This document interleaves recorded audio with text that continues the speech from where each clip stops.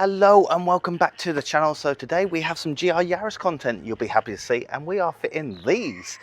These are hydraulic struts for the bonnet compartment. So the boot lid comes with some hydraulic struts from stock, but the bonnet doesn't.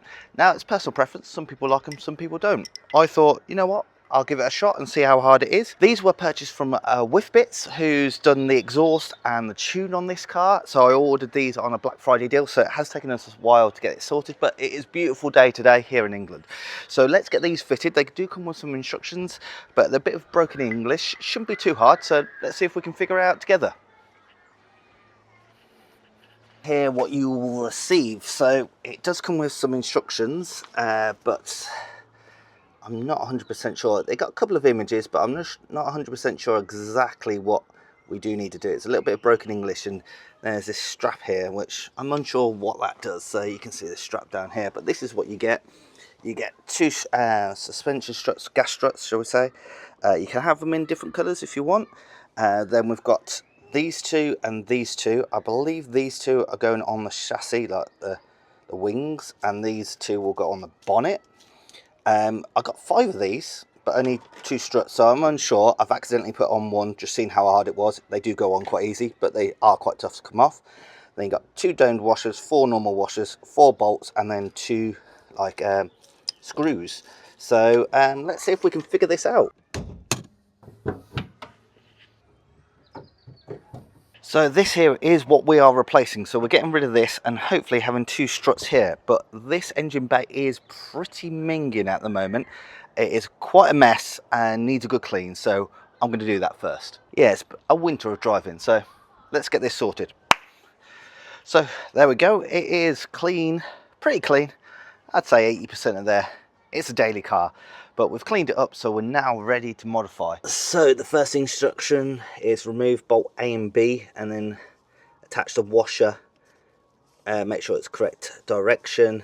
After installing damper, you may need to adjust that. So it looks like the bobbles point to the outside of the car. So let's fit these 2 long ones on first. This plate should kind of go in here somehow. And they are slotted here, so it should be able to move up and down, is my expectation. Now, to get these off, these are a 12mm, but the new ones are a 14mm, so bear that in mind. I'm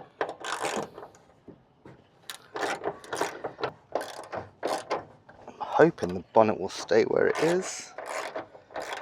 Unsure. I feel like this is going to drop.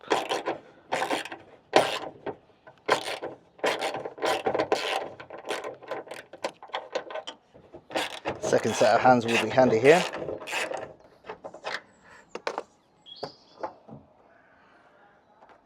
Just going to lean that down for a second while I get this bracket prepared.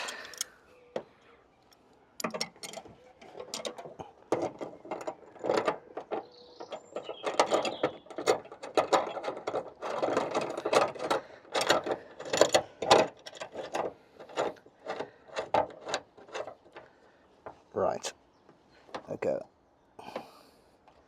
Okay, get the second one. Now what I'm trying to do is line the bracket up in the right place.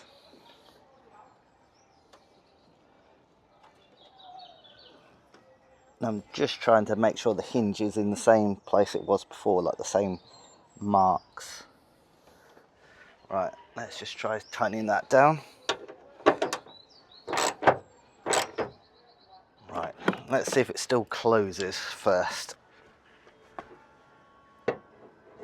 So this ball joint kind of goes in this little recess here. So it looks like we are going to have to remove these to fit the struts in here. So let's remove these bits here. They should just pull out. I've taken them in and out before. So this is a tricky / ingenious bit of the build. So this plate here needs to go in there through this hole. So if we take a step back, we can see this oblong hole here needs to go in like that. And as you can see, that it sweeps towards the inside the car. But we need to put a little screw bolt on there. But this is just a hole. So it's like, well, how can you screw onto it? And that's what this bit is for. So I did wonder what this is for, but you can see they've actually taped on these little nutsets on the side there. So what I've done is I've measured out that distance from this hole here, and we're going to slide it in, push it along there, and then we can push in the screw. That's quite ingenious to get a nut behind there. I wondered what this was for, and then because it's taped we should be able to pull it and it'll come off. So let's see if it's that easy in practice. I'm going to go through this larger hole just here. Oh, let's just measure this out first. Which one is it? Yeah, this way.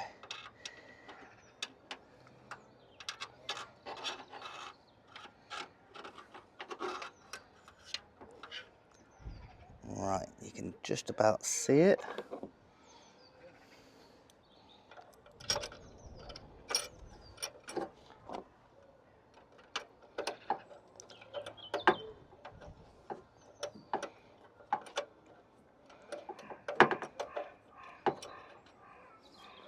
Going in. I think so. Right, that has grabbed it.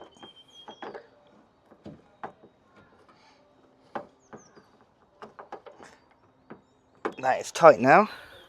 So if we pull this towards ourselves, it should come loose.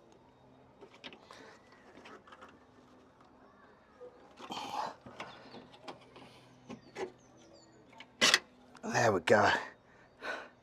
There we go. I'm quite impressed with that.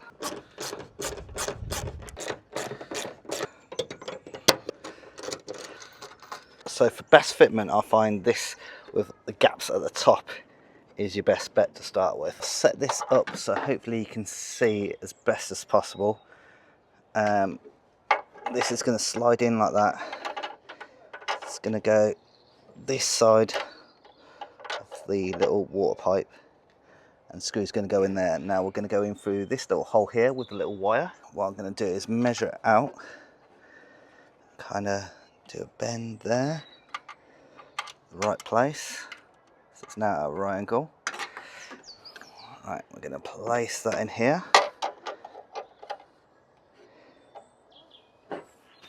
We go in there.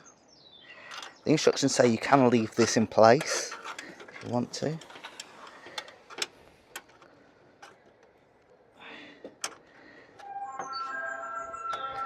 That's the ice cream man. Hopefully you can see that. A little bit of brass in there.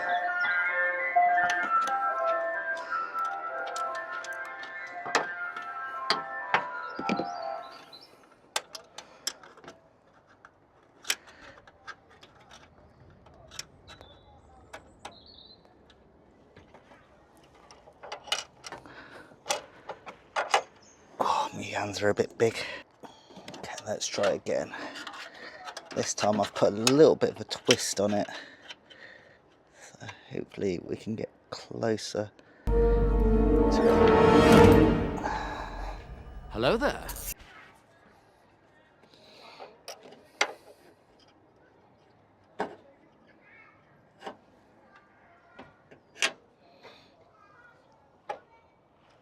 Ah, shit.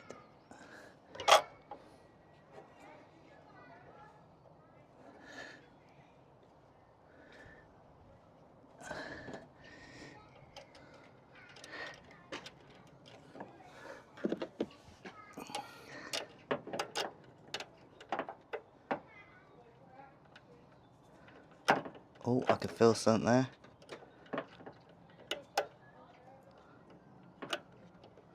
I can feel some resistance building. There we go, looks like we've got it. Right, before we tighten it fully up, I find for best alignment, this plate needs to go as far inwards as it possibly can on that little hole. So squidge it right up against the scuttle before we start tightening it down. I'm just going to get something that allows me to get a bit more torque on that than the stubby. Right, now if we pull this wire back out,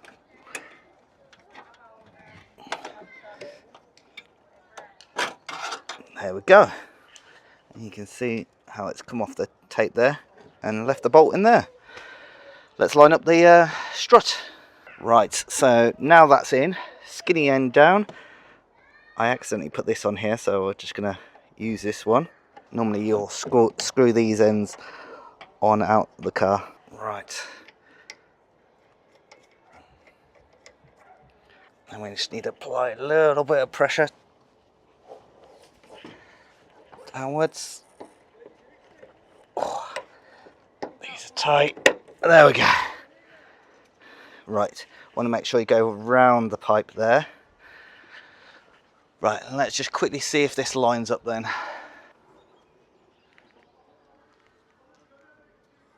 Oh, it just hits a little bit, so we've got to move this across a little bit. If you find there's any kind of contact here and here, it's normally because it isn't far enough across to the inside of the car. So that's what I'm just doing there.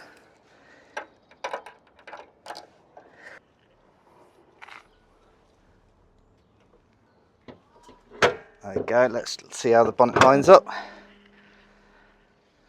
Still lining up good on the wings. Yep.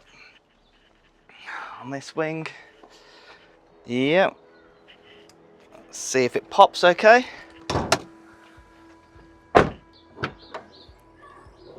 There you go, it actually goes up by itself now.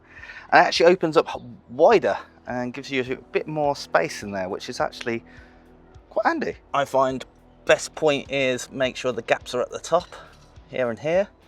And this plate goes inwards towards the center of the car. Same on here, and you try and get it as close up to the chassis here as possible. And yeah, go around that pipe, because when it's closed, it looks like it's stretched now, but you wouldn't spend much time like this. It's not stretched, to be fair. And of course, going that way, and it should just about clear all these, and it opens lovely and wide.